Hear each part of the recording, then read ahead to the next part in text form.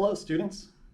Today Mr. Hatt and I are going to be teaching you a little bit about how the nervous system works at the cellular level, how signals are sent. Gee, Mr. Risner, that sounds like it might be kind of difficult to understand. Well, Mr. Hatt, I think we're going to do a good job explaining it, and I think our students are all smart enough to understand it. So with that, let's get to it. So to start off, we'll go over what the main function of the nervous system is. We'll review that. Do you remember, Mr. Hatt, what the main function of the nervous system is from when we learned nervous tissue? I sure do, Mr. Risner. It's sense what's going on in the body or the environment and send those signals and then process them and then decide what to do with them and how to act. That's right. So it's all about sensing what's going on, whether it's inside the body or outside the body in the environment, processing those signals, and then deciding what type of output to provide.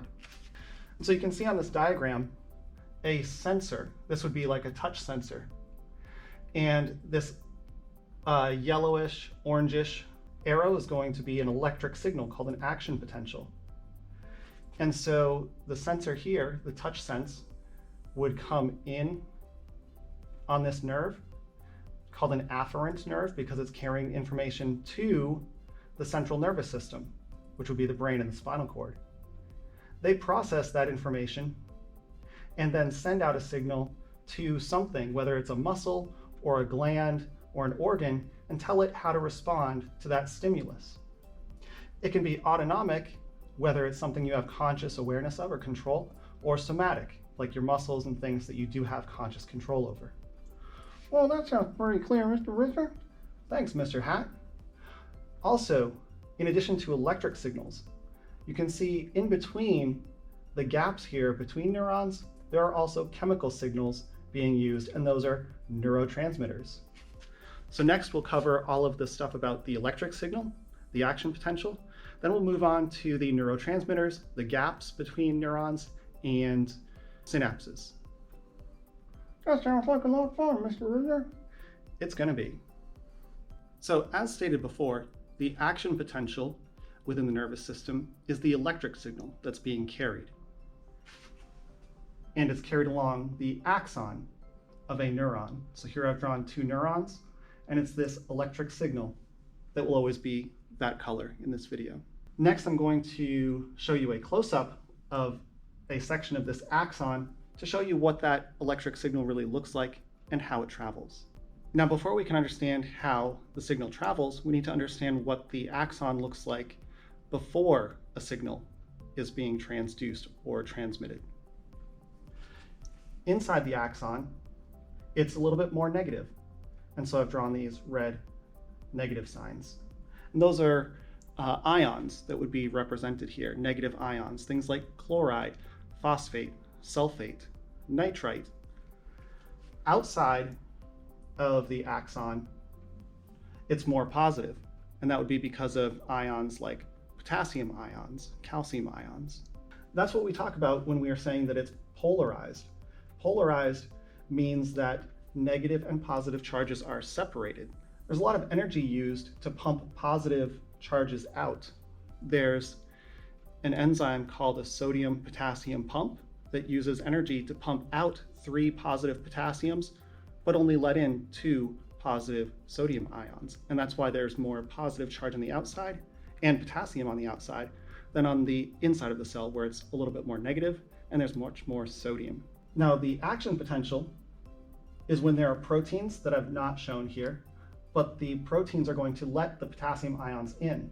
And those proteins are controlled by voltage, and so when they sense a certain voltage, they will open up and let potassium ions in, and the outside will become negatively charged, and the inside will become positively charged. That's called depolarizing. And so this section would depolarize, and that would trigger this section to depolarize, and then this section, and this section, and this section, and so on. And that is the action potential traveling along. I'm going to do my best now to show you a brief animation about how that looks.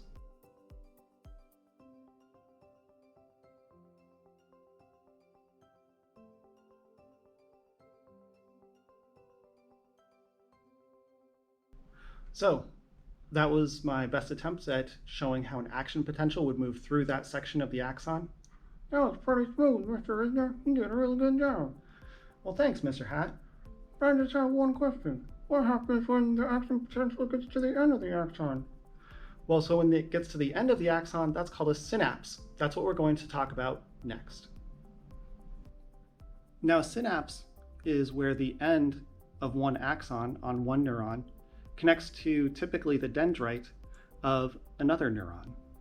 And it's going to need to send that signal, but it can't send an electric signal across that gap, that synaptic cleft. Instead, it's going to release chemicals called neurotransmitters that are going to have some type of effect on that dendrite. They're going to cause receptor proteins, which I've color-coded green in our diagram below, to open up and either let in positive or negative ions, making the dendrite either more polarized or less polarized. So, Mr. Risner, it sounds like this is going to take a couple of steps that need explaining. Yes, so I'm going to explain each step. This is just a static image. I'm going to show you the different steps one at a time and explain them about how the action potential reaches the end of the axon, how it releases the neurotransmitter, and what the neurotransmitter can cause. So here we have our action potential reaching the bulb or the end of the presynaptic axon, called presynaptic because the signal is going to travel this way into the synapse. And what that causes, this electric signal, causes these vesicles containing neurotransmitters in blue to fuse with the outside and release those neurotransmitters into the synapse, which is what I'm going to show next. So here, some of the vesicles containing neurotransmitters have fused with the outside membrane and therefore released their neurotransmitters into the synaptic cleft. From here, they're going to bind to these green proteins that are in the postsynaptic dendrite. And when they bind to those receptor proteins, these receptors are going to open up. In this case, I'm going to have them be excitatory, meaning that they will let in positive ions. Now that these blue neurotransmitters have bound their receptors, the receptors open up, and these positive charges that were locked outside of the cell can then travel in. This causes depolarization of the dendrite, and if enough of this happens, if enough of these positive ions get in, it could result in an action potential now in this postsynaptic dendrite. This signal needs to stop, however, and so the neurotransmitters are either broken down or stop binding, and they need to be reabsorbed by the presynaptic axon. And there you have it, in a nutshell, how a synapse works. Now, there are a lot of details left out and a lot of exceptions to some of these general rules, but this is in general how the electric signal, the action potential, changes to a chemical signal, the neurotransmitters, and is then changed back into an electric signal in another neuron. Oh, gee, Mr. Risner, that was another top-notch explanation and animation. Well, thanks, Mr. Hat. So here's a little bit more about neurotransmitters and some specific examples and what they cause. So neurotransmitters, they can either be excitatory, where they would let in positive ions into a dendrite, into a neuron, or they can be inhibitory, where they would let in more negative charges, or they would just cause that receptor to not open as quickly or as easily. Various neurotransmitters are found in different regions of the brain and can control different things, or different regions of the nervous system as a whole. Some neurotransmitters might cause one effect in one part of the nervous system, but a different effect in another. An example that's below here is acetylcholine. Acetylcholine in the brain helps to foster learning, but in the peripheral nervous system, it's actually when a nerve meets a muscle, it's the neurotransmitter that is released to cause that muscle to contract. Other examples you can see here of neurotransmitters, adrenaline is one that is a hormone that is also a neurotransmitter, and so it causes hormone effects throughout the body, but it also causes effects in the brain. Dopamine is for motivation and pleasure. Most recreational drugs have some effect on dopamine, which is what makes them addictive. Serotonin is a mood stabilizer. Oftentimes in people who are found to be clinically depressed, serotonin levels are low. GABA helps to focus. It's an inhibitory neurotransmitter, and so it helps to quiet side thoughts and things like that. Acetylcholine already. Glutamate helps foster memories, but also transmit pain. Endorphins are neurotransmitters associated with feelings of euphoria. They also can be affected by recreational drugs. Substance P is a neurotransmitter that is specific for pain. Gee, Mr. Risner, do you think that's a real creative name for that thing? Yeah, I don't know if there are other substances A through O, or if P is just because it's for pain. And the last one on the list, though there are many others, enkephalins. These are sometimes called endogenous opioids, and they help to block pain and cause euphoria.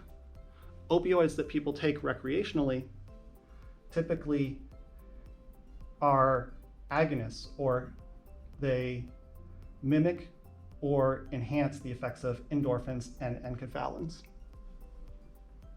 So next we'll look at how drugs can work with the nervous system by affecting neurotransmitter levels. Now we're going to end our discussion today of the nervous system with how drugs can affect the nervous system. Now, Mr. Risner, I always thought the drugs were bad. How come we're going to teach the kids about the drugs? Well, Mr. Hat, not all drugs are bad. The word drug just means that it's a substance that the body does not produce and does not need, but does cause some type of reaction in the body. So drugs could cause lots of different things and have lots of different actions. We're actually just going to, since this is nervous system, focus on drugs that affect the nervous system, and they are called psychoactive drugs. And again, not all psychoactive drugs are bad. They can treat disorders like Parkinson's disease, or attention deficit disorder, or depression. But their overuse is what can lead to addiction and reliance. Now, drugs can either be agonists, where they would increase the effect of a neurotransmitter, or they can be an antagonist, where it would reduce the effect of that neurotransmitter. Agonists, things that increase the effect of that neurotransmitter, could work that way in one of three ways. They might increase how much of that neurotransmitter is synthesized by neurons. They might reduce how much of it is taken back in, and so it would stay in the synapse longer. Or the chemicals might look very similar to a neurotransmitter and bind to the same receptor and cause it to open. Antagonists, things that lower certain neurotransmitter actions, work in one of two ways. They either reduce the synthesis of that neurotransmitter, and so there's less of it made, or they would bind to the receptors, but not in a way that opens them, in a way that makes them harder to open. And so what happens with these drugs is, if they are agonists that increase the activity of a certain neurotransmitter, your body actually adjusts to that level. And so it takes more and more of that drug to get the same level. Then if you stop the drug, your body is making less of that neurotransmitter than it was before. That's called withdrawal. Or similarly, if a drug is an antagonist and you're lowering the function of that neurotransmitter, your body responds by adjusting and making more of it. And so when you remove that drug, that antagonist, your body is ramped up and is making more of that neurotransmitter, and you would see the opposite effect of the drug. So withdrawal effects are often the opposite as the effects of the drugs themselves, because your body has readjusted to those levels by either making more or less of that specific neurotransmitter that was being affected. Gee, Mr. Risner, do you think I did a good enough job? Yes, Mr. Hat, I think you did a great job helping today. Thank you. And thank you all for watching. If you have any questions still, make sure to ask your instructor in class. And remember that this was meant to be an introduction. There were some things that were oversimplified and some things that were flat out left out. And so don't be surprised if you see some contradictory information out there. but it was just meant to be an intro for these complicated concepts. I'll see you in class. Bye-bye.